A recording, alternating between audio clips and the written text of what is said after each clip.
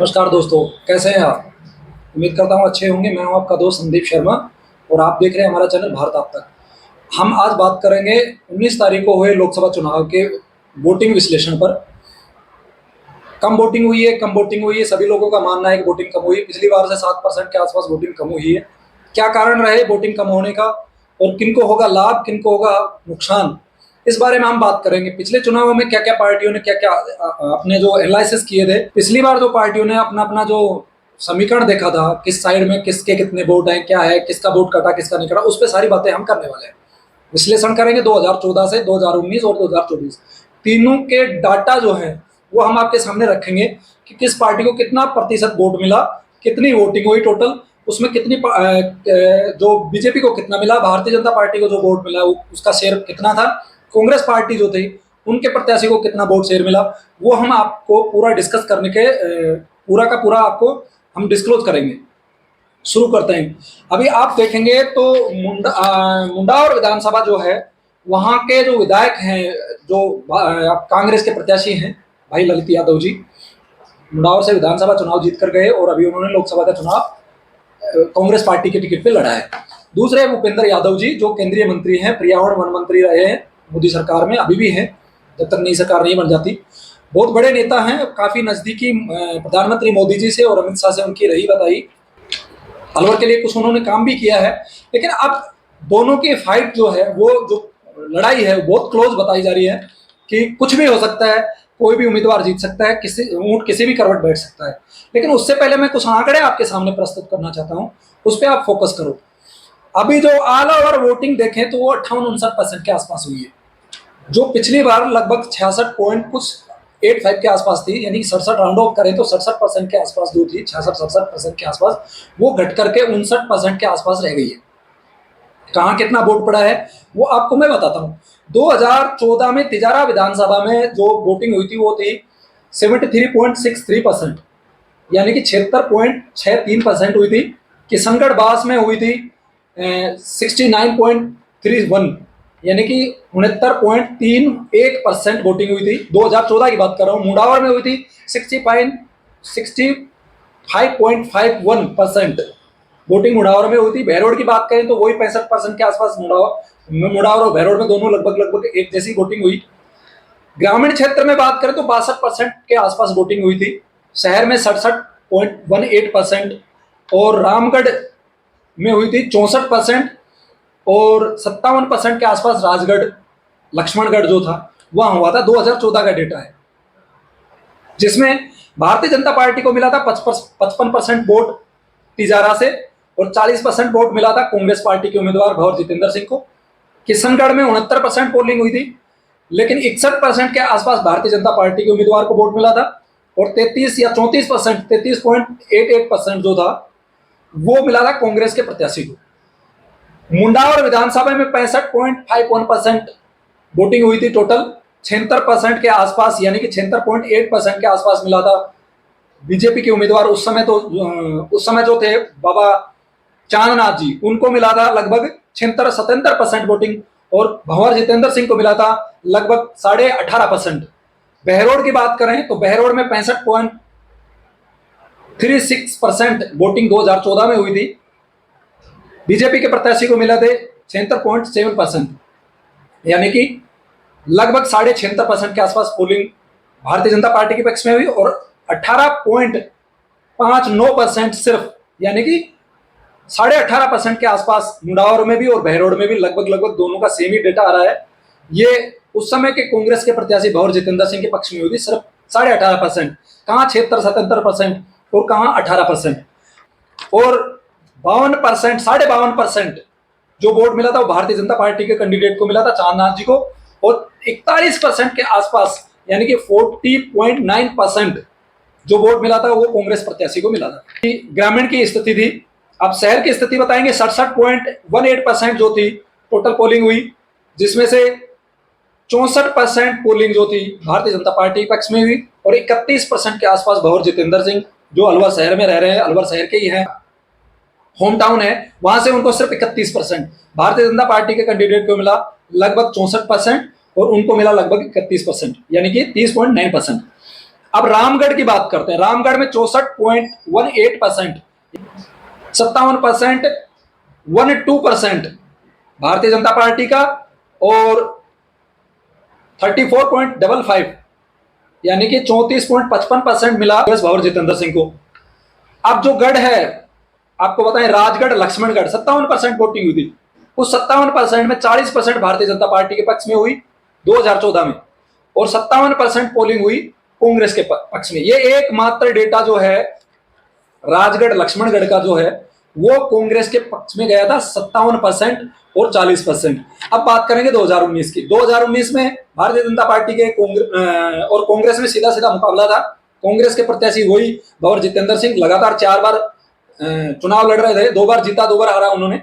Bharatiya Janata party के प्रत्याशी थे चांदनाथ जी के बाद में दोबारा से मेन चुनाव जो आम चुनाव था उसमें बालकनाथ जी आए, और बालकनाथ जी के लगभग 3.25 लाख वोटों से कांग्रेस के प्रत्याशी को हराया था। अब उसके डेटा पे हम थोड़ा सा फोकस करते हैं। 2019 में तिजारा विधानसभा क्षेत्र में 68.86%, लगभग 69% पोलिंग हुई। बीजेपी को 55% वोट मिले और इंडियन नेशनल कांग्रेस को मिला 36%। ये तिजारा का डेटा बता रहा हूं। अब आता हूं किशनगढ़ बास का। किशनगढ़ बास में 69.44% पोलिंग हुई टोटल, जिसमें से 61% जो वोट था वो भारतीय जनता पार्टी को मिला, और 31%, नोट करिए 31%, मात्र 31% कांग्रेस को मिला। मेरे एक मित्र थे, वो बार बार मुझसे पूछ रहे थे कि जो भी नेता आ रहा है वो हरसोली में, खैरतल में, किशनगढ़ में ही क्यों आ रहा है। कांग्रेस पार्टी का वीक पॉइंट जो नजर आ रहा था वो आ रहा है किशनगढ़ बास, और भारतीय जनता पार्टी जो है इस अपने किले को बचाने के लिए अमित शाह तक की रैली करनी पड़ी, क्योंकि यहां पर डोमिनेट कर रही है बीजेपी पिछले चुनाव में 2019 के में, और कांग्रेस के प्रत्याशी को मात्र 31% वोटिंग मिली। अब बात करते हैं मुंडावर की। मुंडावर में 2019 में 65.46% पोलिंग हुई, जिसमें से 76.3% भारतीय जनता पार्टी और 20.5%, 20.5%, मात्र 20% के आसपास वोट भंवर जितेंद्र को मिले। इसी तरह बहरोड की बात करें, 71.45% पोलिंग हुई, जिसमें टोटल 81% लगभग वोट मिले भारतीय जनता पार्टी को, और 17% के आसपास वोट मिले कांग्रेस को। यानी कि भंवर जितेंद्र सिंह को 17% वोटिंग मिली और 20% के आसपास मुंडावर से मिली। अब ग्रामीण क्षेत्र की बात कर रहे हैं। बहुत लोग बोलते हैं ग्रामीण क्षेत्र जो है, अलवर ग्रामीण सीट जो है वो कांग्रेस का गढ़ है। अब उसमें आपको डेटा मैं बता रहा हूँ, 66.50% के आसपास जो है पोलिंग हुई, जिसमें से 49% पोलिंग जो है बीजेपी के पक्ष में हुई, यानी बालकनाथ को वोट दिया गया 49%। कांग्रेस के प्रत्याशी को मिला सिर्फ 43.6%, यानी वहां भी कहीं ना कहीं बीजेपी बढ़त ली हुई थी उस समय, और कांग्रेस के प्रत्याशी को वहां भी लगभग 6% के आसपास वोट से कम मिला। बात करते हैं अलवर शहर। अलवर शहर में पोलिंग हुई थी 66%, 62% में बीजेपी के प्रत्याशी बालकनाथ को वोट मिला, और 34% के आसपास कांग्रेस को मिला। यानी कि बात करें तो कांग्रेस शहर में भी पिछड़ रही थी और ग्रामीण क्षेत्र में भी, दोनों में पिछड़ी। बहरोड और मुंडावर की तो बात ही मत करो, 17 और 20% के आसपास उनको वोट परसेंट उनको मिला है। अब बात करते हैं रामगढ़। रामगढ़ में 66.2% पोलिंग हुई 2019 में, तो 66.2% के आसपास वोटिंग हुई। 53% भारतीय जनता पार्टी को वोट मिला और 38% के आसपास वोट मिला कांग्रेस के प्रत्याशी को। राजगढ़ लक्ष्मणगढ़ में 60.50% पोलिंग हुई, 44% भाजपा के प्रत्याशी को मिला और 55% वोट बैंक सिर्फ और सिर्फ भंवर जितेंद्र सिंह कांग्रेस आईएनसी से जो लड़ रहे थे उनको मिला। यानी कि दोनों चुनाव में 2014-2019 में देखे तो राजगढ़ और लक्ष्मणगढ़ में बीजेपी की बढ़त कम रही, बाकी 7 जो सीटें थी उनमें कहीं ना कहीं बहुत बड़ी बढ़त भारतीय जनता पार्टी को मिली। अब बात करते हैं कि पिछली बार की और की परिस्थितियों में। पिछली बार आपको बताएं 2014 में तिजारा से विधायक जो थे मामन जी थे, किशनगढ़ में भी रामहेत यादव, मुंडावर से धर्मपाल जी, बहरोड से जसवंत डॉक्टर, ग्रामीण से शहर से तो सिंगल साहब थे। इस तरह से अगर देखें 2019 का, तो 19 में भी तिजारा से देखें तो संदीप जी थे, और किशनगढ़ से खैरिया साहब जीत कर आए थे, कांग्रेस बीएसपी की टिकट पे थे शायद।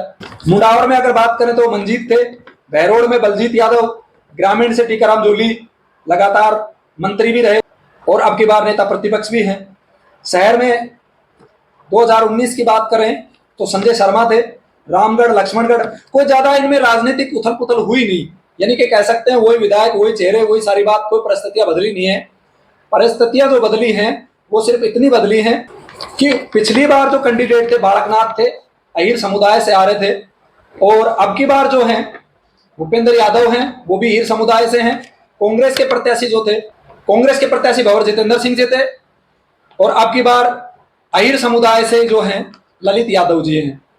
लेकिन वोट प्रतिशत जो घटा है उसके बारे में बात करें तो जो बहरोड में वोट प्रतिशत घटा है, मुंडावर में भी घटा है, तो ये कहीं ना कहीं ललित यादव जी जो हैं मुंडावर से विधायक हैं, उनके लिए चिंता की बात है। हो सकता है ये वोट उनका भी कट रहा हो। वोटिंग कम जो होती है लोकसभा चुनाव में वो आमतौर पे माना जाता है कि भारतीय जनता पार्टी को नुकसान पहुंचाती है। विधानसभा में अगर वोटिंग कम होती है तो मौजूदा जो सरकार होती है उसके खिलाफ वोटिंग होती है, ऐसा एक अवधारणा बनी हुई है। हम इसकी पुष्टि नहीं कर रहे, लेकिन ये एक अवधारणा बनी हुई है। अगर विधानसभा चुनाव में वोटिंग परसेंट कम होता है तो मौजूदा सरकार है उसके खिलाफ जन आक्रोश होता है और सरकार को बदलने का प्रयास किया जाता है। लोकसभा में अगर वोटिंग कम होती है तो माना जाता है कि भारतीय जनता पार्टी को कहीं ना कहीं नुकसान होता है। लेकिन क्या अब की बार नुकसान होगा? अगर हम देखें मुंडावर का 58% के आसपास वोटिंग हुई है।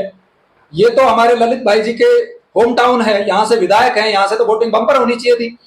लेकिन अगर मुंडावर से ज्यादा देखें तो आप शहर में भी 59% है, तिजारा में भी ज्यादा है, किशनगढ़ बास में भी ज्यादा है, तो मुंडावर में क्यों नहीं हुई? क्या ललित भाई के खिलाफ तो नहीं जाएगा बहरोड और मुंडावर? ये सोचने की बात है। अब बात करते हैं किशनगढ़ बास। किशनगढ़ बास में खैरिया साहब जो हैं उनकी बहुत अच्छी पकड़ थी, इसलिए दोबारा चुनाव जीते कि कहीं ना कहीं खैरतल को जिला जो बनाना था, जिला जो बनाया गया है गहलोत सरकार में, वो निश्चित रूप से खैरिया साहब के विशेष अनुरोध पर और अपनी पार्टी में कांग्रेस पार्टी में या ये कहें कि मुख्यमंत्री गहलोत साहब के नजदीकी होने का उनको फायदा मिला और जिला बनाने में वो कामयाब हुए। कहीं भी कोई चर्चा नहीं थी खैरतल को जिला बनाने की। संदीप यादव ने थोड़ा सा विरोध किया तो तिजारा नाम उसमें जोड़ दिया गया। बाकी खैरतल को जिला बनाने में दीपचंद खैरिया जी का विशेष योगदान रहा है, उन्हीं की बदौलत ये जिला बना था। और कहीं ना कहीं एक जो हम किसी से बात करते थे तो वो निकल के आ रहा था कि अब जब खैरतल को जिला बनाया गया है तो एक वोट अब की बार खैरिया जी को देना बनता है, इसलिए खैरिया जी दोबारा से विधानसभा में चुनकर गए। वरना ऐसा कोई माहौल नहीं था कांग्रेस का खैरतल में या किशनगढ़ में कि वो दोबारा से चुनाव जीते। लेकिन जहां भी बात हुई वो एक ही बात हुई कि अब की बार खैरिया जी को जिताना है, क्योंकि उनको ये पुरस्कार तो देना ही पड़ेगा। उन्होंने खैरतल को जिला बनाया। खैरतल में देखें, किशनगढ़ में देखें तो यहाँ वोटिंग बहुत अच्छी हुई है, 64% के आसपास सबसे ज्यादा लगभग दिख रहा है। तो क्या कांग्रेस को फायदा करेगा? अगर पिछला रिकॉर्ड देखें तो 2 चुनावों में निश्चित रूप से भारतीय जनता पार्टी को किशनगढ़ बास से बढ़त मिली है, भारी बढ़त मिली है। जातिवाद का असर मेरे हिसाब से लोकल का बाहरी का ये कोई ज्यादा असर नहीं करेगा। किशनगढ़, तिजारा, ग्रामीण क्षेत्र, रामगढ़, राजगढ़, अलवर शहर में ये ज्यादा इतना मेरे हिसाब से मुझे नहीं लग रहा कि ज्यादा असर करेगा। ये ज्यादा असर करेगा मुंडावर और बहरोड में, क्योंकि राठ क्षेत्र के रहने वाले हैं। इसी वजह से ललित भाई को टिकट गया कांग्रेस पार्टी का कि ये राठ के लोकल लड़के हैं, इनका मुंडावर के क्षेत्र में युवाओं पर भयंकर पकड़ है, इनका संगठन है, इनके जो कार्यकर्ता हैं वो भयंकर मेहनत करते हैं, यूथ हैं, और वो कहीं ना कहीं मुंडावर और बहरोड से इनको बढ़त देख करके निकालेंगे। लेकिन दोनों ही क्षेत्र में देखें तो मुंडावर में 58% और बहरोड में 59% पोलिंग, यानी कि अपेक्षाकृत यहाँ 4-5%। पिछली बार की तुलना में करें तो करीब 7-8% के कम है। पिछली बार की तुलना में बहरोड से बात करें तो कम से कम 11-12% का है, और मुंडावर में बात करें तो लगभग 7% का है। ये जो 7% का गैप है ये ललित भाई के लिए चिंता का विषय है, मुंडावर में भी और बहरोड में भी। क्योंकि हमारा मानना ये था, और बहुत सारे लोगों से हीर समुदाय से मिले, उनका मानना यह था कि बहरोड और मुंडावर से अगर ललित लीड करता है तो निश्चित रूप से ललित यादव जीतने के बहुत करीब है। और अगर यहीं से वो लीड नहीं कर पाता है तो मामला कुछ भी हो सकता है, क्योंकि जो आंकड़े बता रहे हैं वो भारतीय जनता पार्टी के पक्ष में बता रहे हैं। चाहे वो शहर का हो, किशनगढ़ बास का हो, तिजारा का हो, रामगढ़ का हो। रामगढ़ जो है वो बार बार मैं इंकित करना चाहता हूँ, रामगढ़ वही है, रामगढ़ ज्ञानदेव आहूजा, जो कि रामगढ़ के किंग माने जाते हैं, टाइगर माने जाते हैं। रामगढ़ आहूजा साहब जो है निश्चित रूप से प्रभावित करेंगे, कांग्रेस को बड़ा नुकसान पहुंचाएंगे। कुछ लोग बोल रहे हैं कि भाई टीकाराम जूली जो है ग्रामीण क्षेत्र से जो है उनको बढ़त दिला देंगे ललित जी को। हमें ऐसा नहीं लग रहा है कि वो बढ़त दिला पाएंगे। क्यों नहीं दिला पाएंगे? भंवर जितेंद्र सिंह जो हैं कांग्रेस के दिग्गज नेता हैं, कांग्रेस हाईकमान से डायरेक्ट उनके संबंध है। पिछले चुनाव में भंवर जितेंद्र सिंह वहां से लीड कर नहीं पाए, उनके वोट परसेंट में लगभग देखें तो 43 और 7% का उनका गैप था, और वहां से वोट ज्यादा बीजेपी को मिले। क्यों मिले? यही तो मंत्री थे टीकाराम जूली, तो अब तो नेता प्रतिपक्ष हैं। जब वो भंवर जितेंद्र सिंह को वोट नहीं दिला पाए तो क्या ललित को वोट दिला पाएंगे? ये सोचने का विषय। वही बात करें बहरोड की, बहरोड में जसवंत डॉक्टर का अपना एक क्रेज है। उन्होंने दोबारा से संन्यास लिया था और दोबारा आए, और आकर के उन्होंने दिखाया कि हाँ, मैं अभी भी किंग मेकर हूं और मैं राजनीति का चाणक्य माना जाता हूं अलवर जिले का। और उन्हें दोबारा चुनाव जीता, और उनके प्रतिद्वंदी जो थे कांग्रेस और निर्दलीय जो थे बलजीत यादव, दोनों को उन्होंने हराया। बलजीत यादव का बहरोड के युवाओं पर अच्छा पकड़ है, लेकिन क्या वो बलजीत यादव ललित यादव को वो वोट ट्रांसफर करवा पाएंगे?